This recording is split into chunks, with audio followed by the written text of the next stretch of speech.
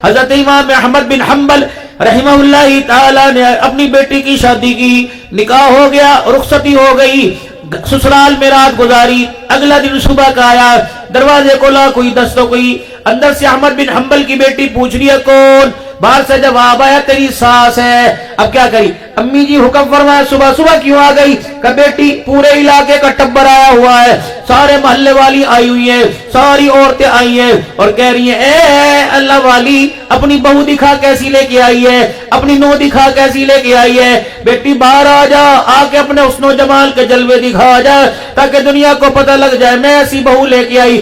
اندر سے رونے کی آواز آ گئی، اماں تیرا حکم ہے کہ مشورہ کہ بیٹی بجھارتا نہ بجھوا، پہیلیے نہ بجھوا، بتا کیا بات ہے؟ کما بتا، اگر تجھے ناراض کروں تو اللہ ناراض، اگر ابا کا کیا وعدہ ٹھکرا دوں تو خدا ناراض ہو جائے گا، میں کیا کروں؟ پھنس گئی۔ اماں کہنے لگی کیا میں نے تیرے سے کوئی جسم کا ٹکڑا مانگا؟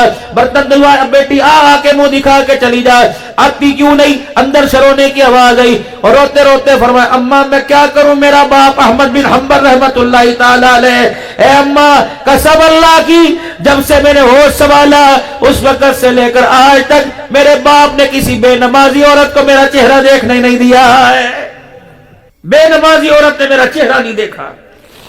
یہ شادی کے بعد دونوں یہ ساتھ لیٹنے والے بے نمازی، ہائے میری بدنصیبی، کیسے گھروں میں تمہارے نصیب پھوٹ گئے، تمہارے شوہروں کو عید کا سجدہ نہیں ملتا،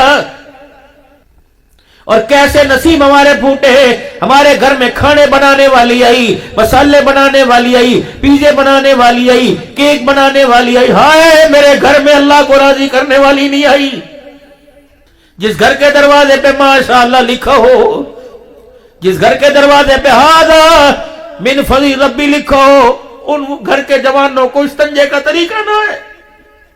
گھروں کے باہر کی حالت ایسی کہ دل عشش کرتا ہے اور کردار ایسا کھوکھلا کہ کوئی فرشتہ دروازے پر آنے کو تیار نہیں۔